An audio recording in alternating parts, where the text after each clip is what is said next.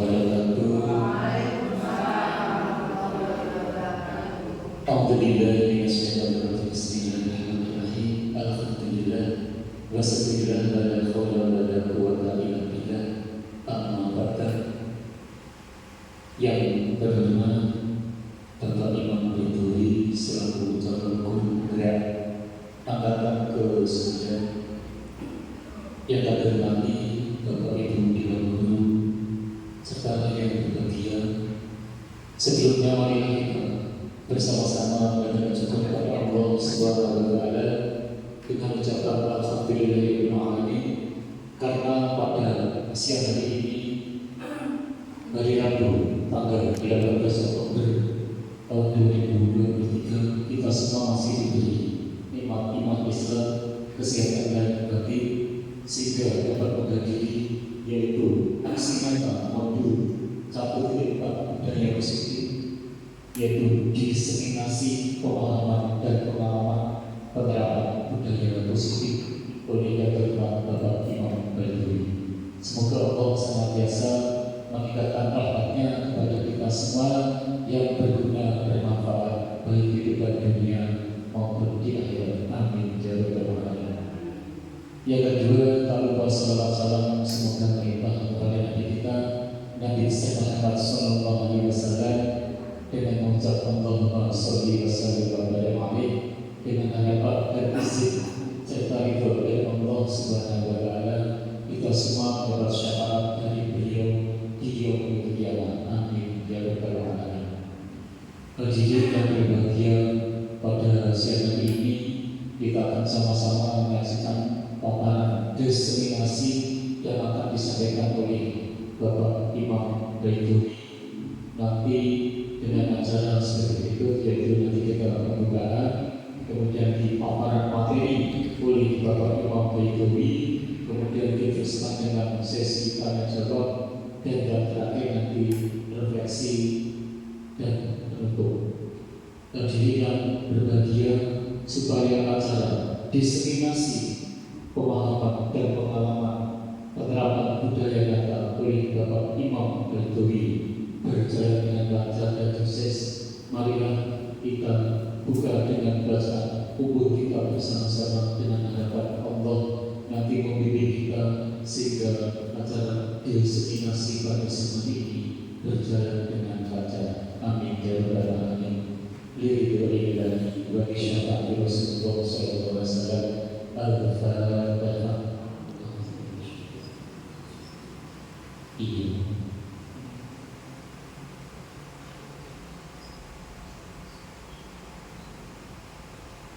Terima kasih. Semoga doa kita diijabah oleh Allah Subhanahu wa taala. Sebelumnya saya perkenalkan diri, saya nama Heri Cokro dari SMP 1 Berinan. Pada saat ini bertugas selaku moderator. Kemudian sebelah kiri saya Ibu Tri Handayani, guru mata IPA, yang pada acara diseminasi pada saat ini adalah sebagai moderator. Hadirin yang berbahagia, marilah kita lanjut acara berikutnya adalah paparan materi diseminasi pemahaman pengalaman penerapan budaya positif oleh yang terhormat Bapak Imam Baituri. Kepadanya disilakan. Bismillahirrahmanirrahim. Kalau berdiri kita itu, Assalamualaikum warahmatullahi wabarakatuh. Alhamdulillahirabbil alamin, wassalamu ala wassalatu wassalamu ala asrofil anbiya'i wal mursalin sayyidina wa maulana Muhammadin rasulillah yang terhormat Bapak Ibu Guru SMP 1 Berinan yang akan saya muliakan. Sebelumnya Bapak Ibu yang saya hormati, saya melaksanakan aksi nyata di modul 1.4 budaya positif, yaitu diseminasi pemahaman dan pengalaman penerapan budaya positif. Hai Bapak Ibu. Halo. Ya. Semangat pagi ya. Semangat pagi. Semangat pagi ya. Semangat pagi. Meskipun kita sudah di masa-masa yang kritis, di jam-jam kritis, jamnya tidur, tapi tetap semangat pagi. Baik. Bapak Bapak Ibu semuanya, kita akan ini saya pada waktu jadi dalam lanjut ya. Bapak Ibu, sebelum dimulainya adalah tujuan diseminasi ini adalah membentuk berbagai konsep budaya positif ya. Terus yang kedua adalah berbagi pengalaman penerapan budaya positif. Bapak Ibu yang saya hormati, budaya positif itu ternyata penting sekali di dalam pembelajaran, bahkan di sekolah keluarga kita, karena budaya positif ini bisa menumbuhkan sikap positif terhadap anak didik kita, rekan sejawat dan guru-guru semuanya. Bapak Ibu, sebelumnya kita akan bermain-main Bapak Ibu. Bapak Ibu, sebelah kirinya Ibu Irma Bu Sofia, Bu Aziza Bu Sulis, dan Pak Haryanto Bu Win, Bu Suyati, Bu Isti, dan Bu Anis. Kita akan bermain, Pak Heru dan Bu Tri. Coba Bapak Ibu, carilah pasangan teman di samping Anda untuk bertugas mengepalkan salah satu tangan. Jangan tangannya dikepalkan. Terus kemudian Bapak Ibu, sebelum bertugas itu dikepalkan, tulislah sesuatu yang sangat berharga di dalam kepala tangan Bapak Ibu. Apa itu? Ya, mencoba. Jadi ketika Bapak Ibu menyimpan sesuatu barang yang berharga dalam kepala tangan, ya, jadi di samping Bapak Ibu coba seolah-olah tadi Bapak Ibu mengepalkan tangan, Bu Sulis menyuruh membuka Bu Aziza, Bu Irma menyuruh membuka Bu Sofia, dan dibuka tangan itu seolah-olah dalam kepala tangan itu adalah hal yang sangat berharga, ya, sangat berharga. Nah terus kemudian ketika Bapak Ibu ini membuka kepala tangan itu, pasti Bapak Ibu yang akan membuka sendiri. Yang di kepala tangan Anda perlu menjaga benda tersebut sekuat tenaga Anda, karena begitu pentingnya dalam kehidupan Anda. Jadi kita bermain dulu deh. Nanti saya ada sedikit.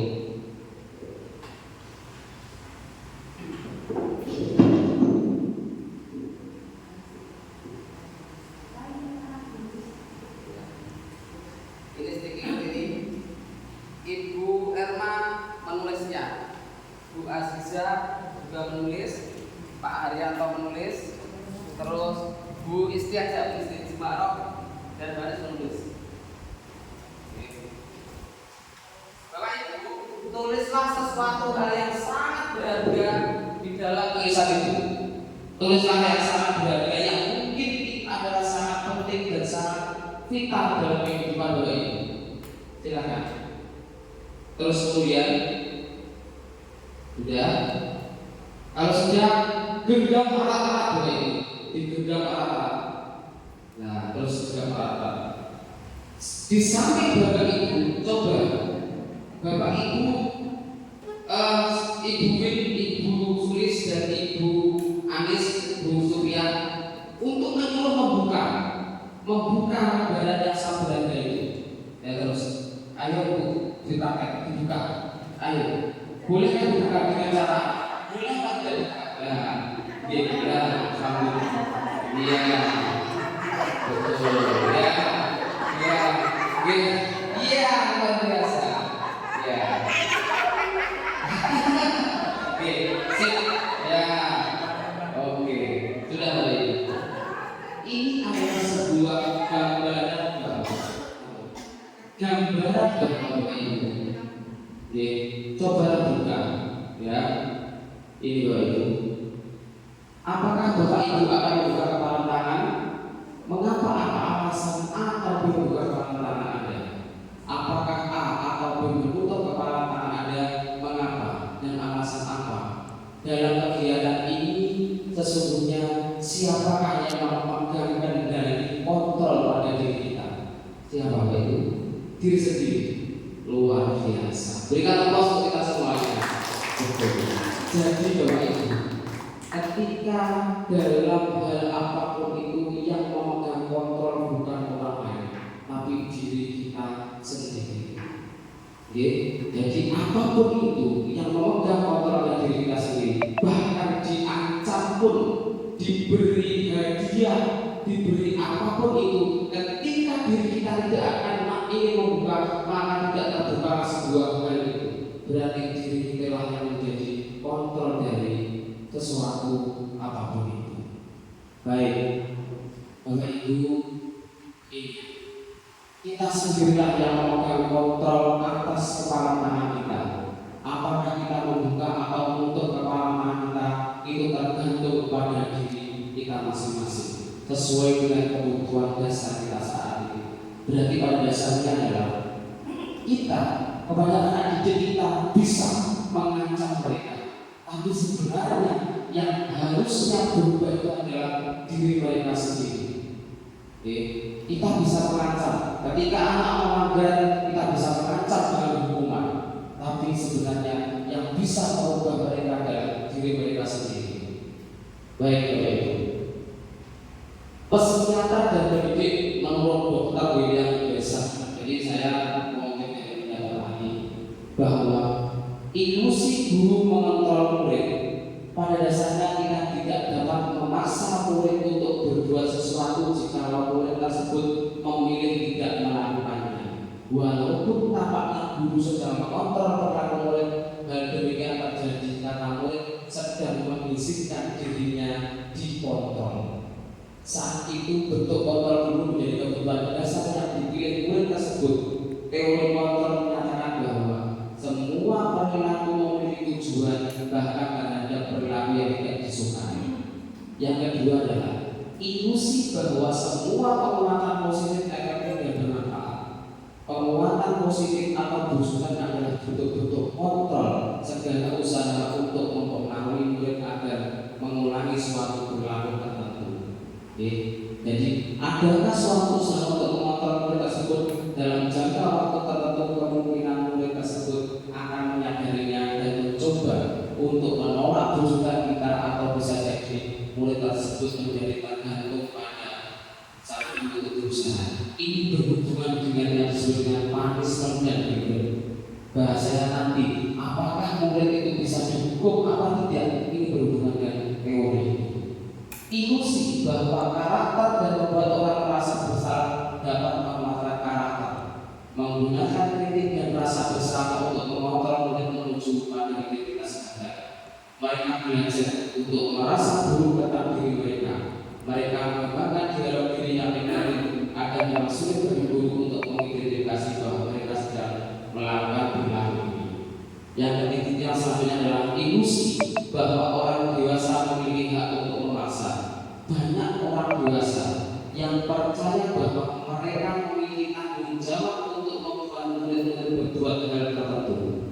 Apapun yang dilakukan dapat diterima selama ada sebuah pemakzulan berdasarkan sebuah kebutuhan yang saja. Lanjut ini, mari berubah dari paradigma stimulus dan respon kepada pendekatan teori kontrol yang dikembangkan oleh Dr. William Besar, bahwa di dalam stimulus dan respon teori kontrol, realitas kebutuhan kita sama.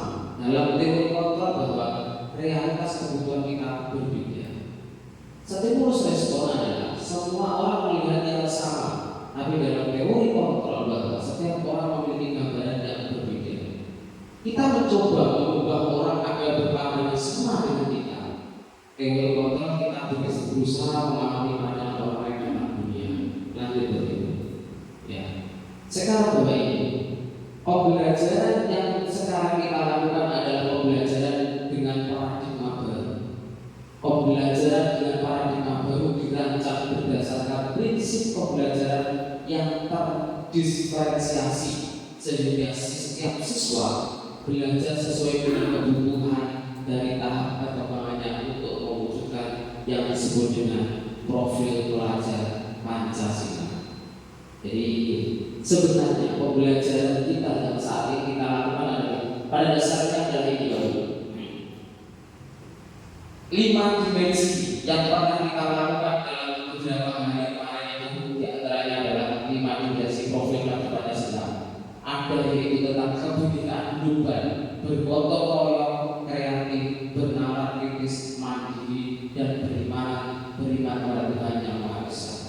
dimensi inilah yang menjadi tujuan utama dari yang disebut dengan kurikulum merdeka.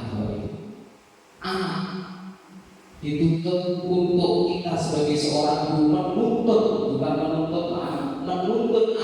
untuk mencapai kodrat yang juga berdasarkan profil pelajar Pancasila dengan berpatokan 5 dimensi ini, yaitu beriman kepada Tuhan Yang Maha Esa, kebinekaan global, bergotong royong, kreatif, bernalar kritis dan mandiri. Pada dasarnya itu Bapak Ibu yang kita lakukan sebagai seorang guru itu. Lanjut, memahami konsep budaya positif Bapak Ibu. Ya, dalam standar pendidikan nasional Bapak Ibu, dalam rangka menciptakan lingkungan yang positif, maka setiap warga sekolah dan pemangku kepentingan perlu saling mendukung, menghayati dan menerapkan nilai-nilai kebajikan yang telah disepakati bersama. Untuk dapat menerapkan tujuan mulia tersebut, maka seseorang pemimpin pembelajaran perlu berjiwa kepemimpinan sehingga dapat mengembangkan sekolah dengan baik agar terwujud suatu budaya sekolah yang positif dengan standar kompetensi pengelolaan yang telah ditetapkan. Tujuan mulia dalam penerapan disiplin positif adalah agar terbentuk murid-murid berkarakter, berdisiplin, santun, jujur, peduli, bertanggung jawab dan merupakan pemelat pembelajar sepanjang hayat sesuai dengan standar kompetensi lulusan yang diharapkan. Jadi ini sebenarnya adalah budaya positif itu tujuannya adalah sama dengan kita yang telah kita lakukan, cuma beda dimensi dari berbagai bidang, yaitu penerapan disiplin positif. Lanjut, Bapak Ibu yang saya hormati, disiplin positif merupakan unsur utama dalam terwujudnya budaya positif yang kita cita-citakan di sekolah kita. Bapak Ibu, disiplin menurut Bapak Ibu adalah apa? Kira-kira saya berikan sedikit kepada Bapak Ibu, nanti akan baca satu persatu. Monggo.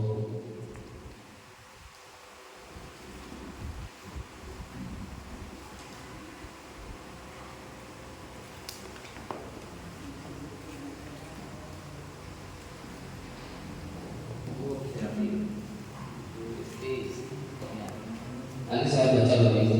Menurut Bapak Ibu, disiplin itu seperti apa?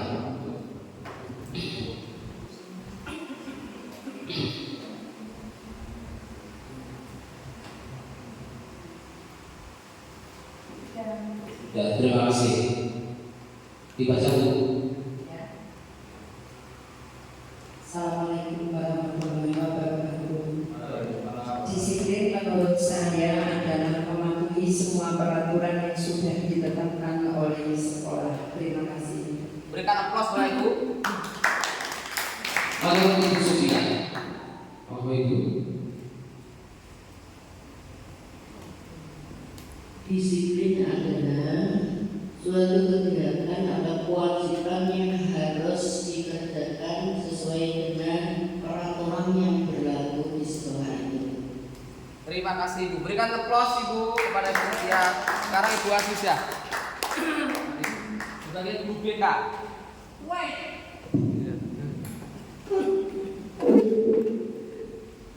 Silakan berdiri Ibu. Menurut saya, disiplin adalah bertanggung jawab dengan segala sesuatu dari pelanggaran pengambilan keputusan dalam kehidupannya. Ya. Terima kasih Ibu. Iya. Terima kasih Ibu. Ya. Berarti ini mungkin mewakili dari jawaban dari Bapak Ibu semuanya. Oke? Ini disiplin dalam pandangan umum. Yang pertama adalah menghubungkan kata disiplin dengan tata tertib, teratur, dan kepatuhan kepada peraturan. Ini adalah umumnya. Jadi masyarakat, anak, siswa yang disiplin pada dasarnya adalah ini. Ini menurut pandangan umum. Nanti kita akan bahas apakah tidak bisa. Kata disiplin juga sering dihubungkan dengan hukuman yang disebut dengan punishment. Padahal itu sungguh berbeda karena belajar tentang disiplin positif itu tidak harus dengan memberi hukuman. Justru itu ada salah satu alternatif terakhir dan bila perlu tidak digunakan sama sekali. Selanjutnya dalam budidaya kita, makna kata disiplin dipakai menjadi sesuatu yang dilakukan seseorang pada orang lain untuk mendapatkan kepatuhan. Jadi ini cenderung memaksa. Di antaranya mereka ingin seperti apa yang kita harapkan. Kita cenderung menghubungkan kata disiplin dengan kita tidak nyaman. Bahwa ini yang saya hormati, di sekolah ini sangat penting bahwa disiplin positif ini penting karena mengubah paradigma berpikir kita bahwa disiplin itu apa yang kita inginkan sesuai dengan aturan. Baik kita akan bahas ini. Ki Hajar, disiplin menurut pakar pendidikan dan Ki Hajar Dewantara. Ki Hajar Dewantara menyatakan bahwa untuk mencapai kemerdekaan dalam konteks pendidikan kita saat ini, untuk menciptakan murid yang merdeka, syarat utamanya harus ada disiplin yang kuat. Disiplin yang dimaksud adalah disiplin diri yang memiliki motivasi internal. Jika kita tidak memiliki motivasi internal, maka kita memerlukan pihak lain untuk mendisiplinkan kita atau motivasi eksternal karena berasal dari luar, bukan dari diri kita sendiri. Menurut pakar pendidikan, dia menyatakan bahwa arti dari kata disiplin berasal dari bahasa Latin yaitu disciplina yang artinya belajar. Kita disiplina juga berasal dari akar kata yang sama dengan disciple atau murid pengikut. Untuk menjadi seorang murid atau seseorang harus tahu betul alasan mengapa mereka mengikuti suatu aliran atau ajaran tertentu, sehingga motivasi atau adalah motivasi intrinsik bukan ekstrinsik. Jadi motivasi itu terbangun berdasarkan motivasi intrinsik.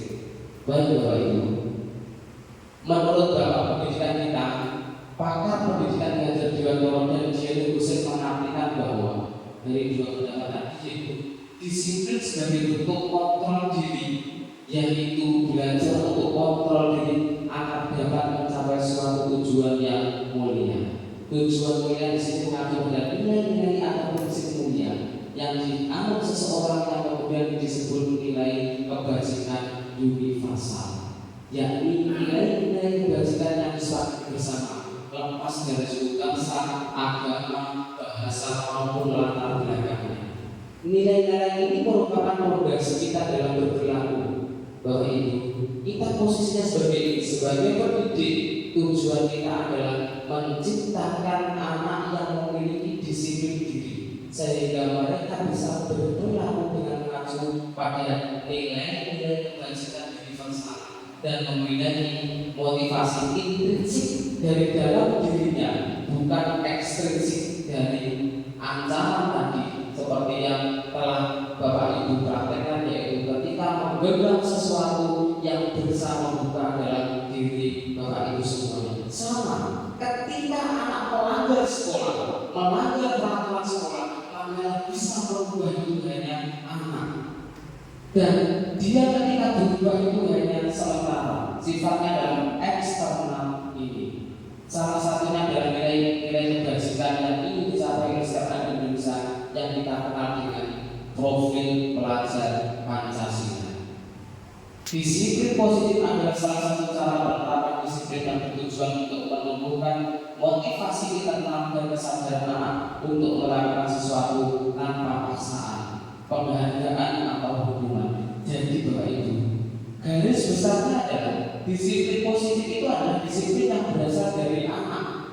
Dia tidak dipaksa oleh peraturan, tapi memang betul-betul berasal dari diri anak sendiri. Ya, ini Bapak Ibu, teori menurut Diana Hussein dalam bukunya Restructuring School Discipline menyatakan ada 3 motivasi perilaku manusia. Teori motivasi perilaku manusia yang pertama adalah motivasi eksternal, dan internal. Untuk menghindari ketidaknyamanan hukuman apa yang akan terjadi apabila saya tidak melakukannya, itu eksternal. Bikin eksternalnya lagi untuk mendapatkan imbalan dari orang lain atau institusi apa yang akan saya dapatkan apabila saya melakukannya. Tapi internal, motivasi internal yang disebut dengan tujuan disiplin positif, bahwa saya akan menjadi orang yang seperti apa bila saya melakukannya. Bapak Ibu yang saya hormati, inilah yang disebut dengan teori motivasi bergerak manusia. Anak didik kita arahkan ke ini, Bapak Ibu, untuk menghargai diri sendiri. Oke, jadi seperti itu. Lanjut. Tujuan dari disiplin positif adalah menanamkan motivasi yang ketiga pada murid-murid kita, yaitu untuk menjadi orang yang mereka inginkan dan menghargai diri sendiri dengan nilai yang mereka percaya. Ketika murid-murid kita memiliki motivasi tersebut, mereka memiliki motivasi intrinsik kapan saja.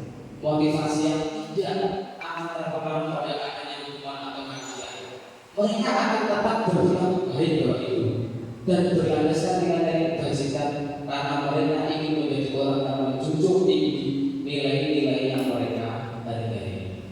Pertanyaannya sekarang adalah bagaimana cara kita sebagai seorang pendidik, sebagai seorang guru untuk menanamkan disiplin positif kepada murid sehingga terbentuk budaya positif. Ini pertanyaan yang mungkin di dalam benak Bapak Ibu semuanya. Baik Bapak Ibu, ini ada beberapa hal yang perlu kita pahami ya Bapak Ibu. Pertanyaan sekarang ini, cara kita sebagai guru untuk menanamkan disiplin positif yang positif ini pada murid kita sehingga terbentuk budaya positif. Yang pertama adalah didukung oleh penghargaan, konsep hukuman, konservasi, dan restitusi. 5 kebutuhan dasar manusia, penerapan keyakinan kelas, teori kontrol, dan segitiga restitusi. Nanti kita akan pahami ini. Inilah yang disebut dengan bagaimana kita mendidik anak dengan betul-betul menegakkan nilai disiplin positif. Lanjut. Dihukum oleh penghargaan. Ini contohnya bahwa penghargaan berlaku sama dengan hukuman, dalam arti meminta atau membujuk seseorang melakukan sesuatu untuk memenuhi suatu tujuan tertentu. Membujuk eksternal dan ada faktor ketergantungan. Beberapa dampak dan pemberian penghargaan menurut Afikor, ya, ini ada efek ketergantungan, pengaruh jangka pendek dan jangka panjang. Ketika menghukum seseorang, ini pengaruhnya tergantung. Yang kedua adalah penghargaan hukum, menghukum mereka yang tidak mendapatkan penghargaan. Penghargaan mulai kata tidak peduli salah benar asal dapat. Terus kemudian penghargaan tidak efektif, dan yang terakhir adalah penghargaan merusak hubungan. Ya. Bapak Ibu yang saya hormati, berikutnya adalah bentuk program kebajikan apresiasi ini. Dalam memberikan apresiasi atau pengakuan perlu diingat beberapa hal. Yang pertama adalah beri dukungan secara khusus, beri pengakuan secara pribadi, beri pengakuan pada semua murid bergantian, beri pengakuan secara konsisten, fokus pada proses. Bapak Ibu, contoh pengakuan apresiasi kebajikan. Pembukanya seperti ini. Kemarin saya perhatikan nilai kebajikannya adalah rasa empati itu besar sekali. Nilai kebajikan situasinya adalah pada saat menolong murid baru di kelas kita. Ini adalah salah satu pengakuan apresiasi kebajikan pada murid kita. Oke, lanjut. Nanti saya tanya konsep hukuman, konsekuensi, dan restitusi. Apa itu perbedaan antara hukuman, konsekuensi, dan restitusi? Ya, hukuman bersifat tidak terencana atau tiba-tiba. Anak atau murid tidak tahu apa yang akan terjadi dan tidak dilibatkan.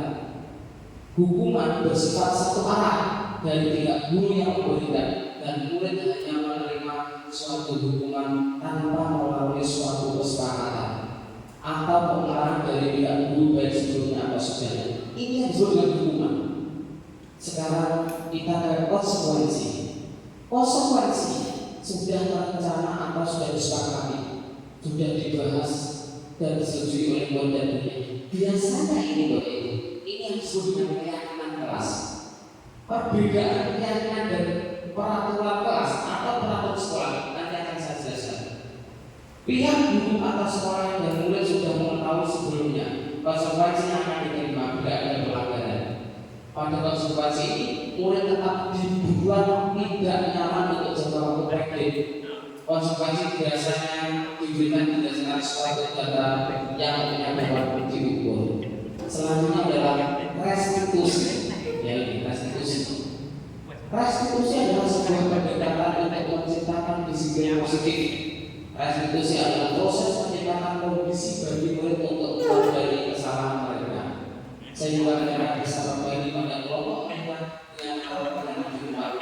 Ini menurut dosen 2004. Restitusi juga merupakan proses kolaboratif yang mengajarkan murid untuk mencari solusi untuk masalah mereka. Salah dosen 1996. Ini adalah salah satu pakar sebuah psikologi di Inggris kali ini. Lanjut, ini.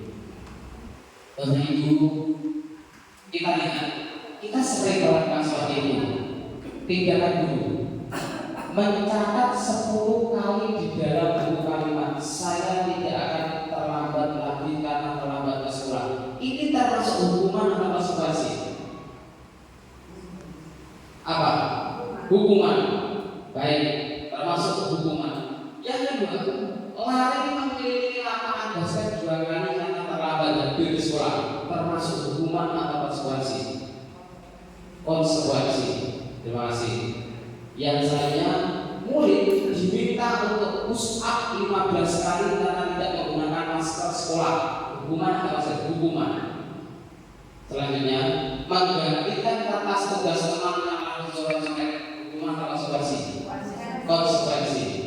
Membersihkan tumpahan air di meja tulis karena tersenggol pada saat belajar. Hukuman atau konsekuensi? Konsekuensi. Murid disuruh untuk mengenakan sepatu seharian di sekolah karena tidak mengenakan sepatu hitam. Ya, maaf, murid disuruh tidak mengenakan sepatu seharian ini. Ya, karena tidak mengenakan sepatu hitam. Hukuman. Lari mengelilingi lapangan basket 2 kali karena terlambat 10 menit untuk pelajaran fisika. Konsekuensi apa bukan? Konsekuensi. Baik, kita lihat ini.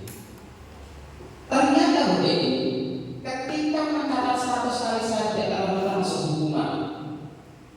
Oke, jadi nanti dampaknya akan berdampak pada nanti ke depannya kita. Yang kedua, lari mengelilingi lapangan basket termasuk hukuman. Murid diminta push up 15 kali tidak menggunakan masker sekolah termasuk hukuman. Menggantikan kertas tugas kelas yang dijerat termasuk konsekuensi. Membersihkan tumpahan air di meja tulis karena tersenggol pada saat belajar adalah konsekuensi. Murid disuruh untuk mengenakan sepatu seharian di sekolah karena tidak mengenakan sepatu hitam adalah hukuman. Lari memilih lagi basket 2 kali karena terlambat 10 menit itu pelajaran juga itu konsekuensi. Loh, pertanyaannya Bapak, kenapa kok ini kita masuk konsekuensi? Jadi yang diharapkan di sekolah itu bukan sebuah hukuman dari, tapi sebuah konsekuensi. Karena konsekuensi itu adalah adalah hal yang akan nanti anak didik kita yang merubah diri mereka untuk lebih baik. Ini baik. Sekarang kita berada di penerapan keyakinan kelas. Baik.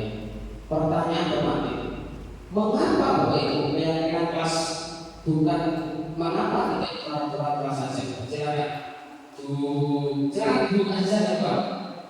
Kita jawab sama-sama. Mengapa keyakinan kelas dan mengapa kok tidak peraturan kelas saja? Silakan.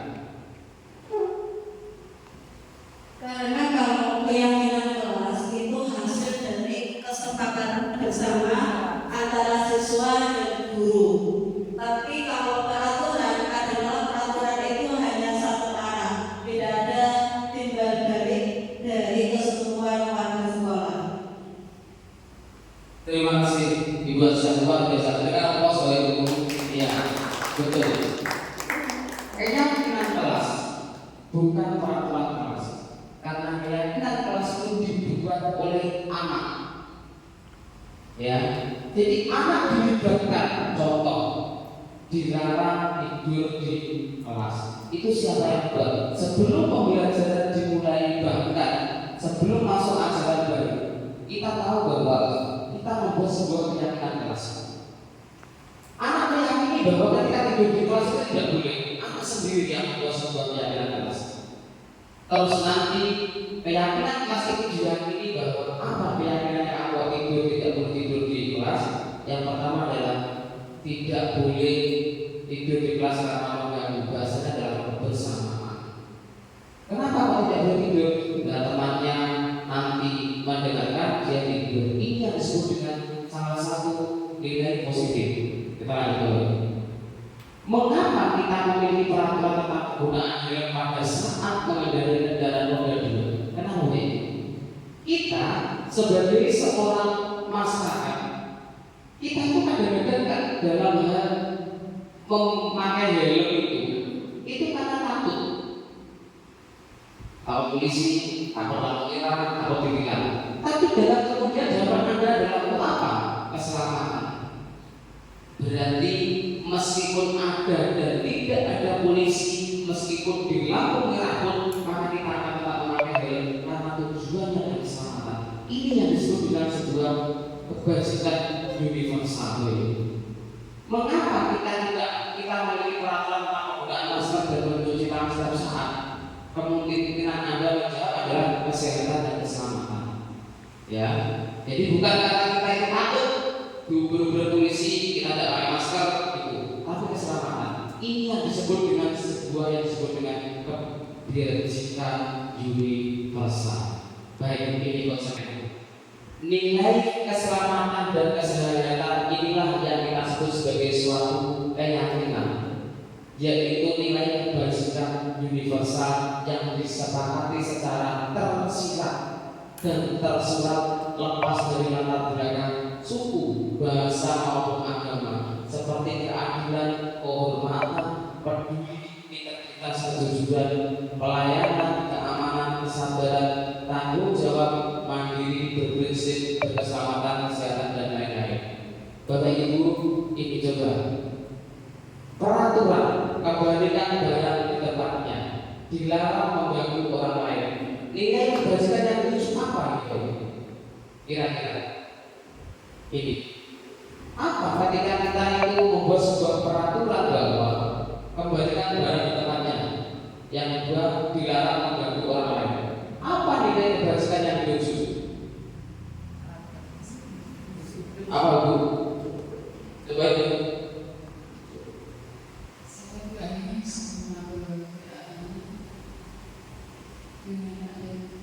Peraturan kembalikan barang di tempatnya, menurut saya itu adalah juga disiplinan. Terima kasih. Terima kasih Bu. Terima kasih Bu. Ya, resolusi. Yang nomor 2 Bu. Saya Gusti dari Manggarai. Peraturan dilarang mengganggu orang lain. Nilai kebajikan yang dituju menurut saya adalah kenyamanan dalam suatu masa. Luar biasa itu. Iya, jadi nilai kebajikan yang dituju. Ya ini. Mengapa Bapak Ibu keyakinan kelas? Mengapa tidak peraturan kelas saja? Karena untuk mendukung tumbuhnya motivasi intrinsik yang berasal dari diri anak, dengan kembali dan nilai-nilai keyakinan diharapkan akan lebih menggerakkan seseorang dengan mengikuti serangkaian peraturan-peraturan. Jadi itu Bapak Ibu. Jadi pada dasarnya adalah kita menumbuhkan motivasi yang berasal dari diri anak didik kita, siswa kita. Baik, lanjutnya. Ini Bapak Ibu, hal yang perlu diperhatikan dalam pembentukan keyakinan kelas. Ini bisa diterapkan ketika kita berada di suatu kelas Bapak Ibu. Kadang-kadang kita itu berada di kelas itu kan ada anak yang ngantuk, ada anak sekarang dan ini terjadi. Bahkan ada anak yang tidak tahu masuk dan sebagainya. Ya. Hal yang perlu diperhatikan dalam pembuatan keyakinan kelas adalah pertama, keyakinan kelas bersifat lebih abstrak daripada peraturan yang lebih rinci dan konkret. Keyakinan kelas berupa pernyataan universal. Pernyataan keyakinan kelas adalah bentuk positif. Keyakinan kelas tidak terlalu banyak